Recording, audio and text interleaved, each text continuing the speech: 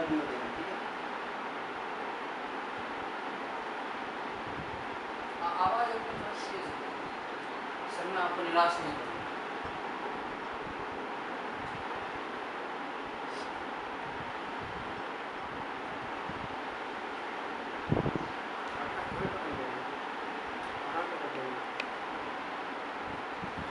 वो करा करो। एक्शन। सर मैं आपको निराश नहीं करूँगा।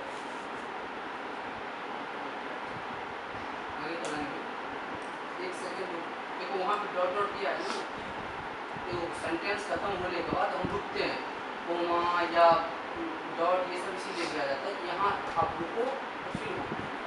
सर मैं आपको निराश नहीं करूँगा, पूरी मेहनत और ईमानदारी के साथ